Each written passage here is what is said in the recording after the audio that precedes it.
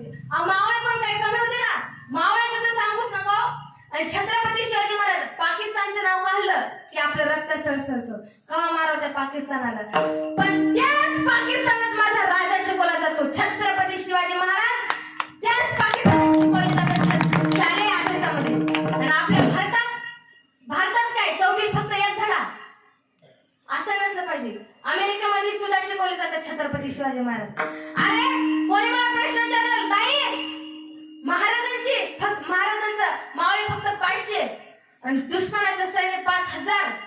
मला सांगा ताई, आपले मावळे 500 असून जिंकत होते, दुश्मनाचं सैन्य 5000 असून हरत होतं. कस काय? फक्त माझे 2 वाक्य लक्षात ठेवा.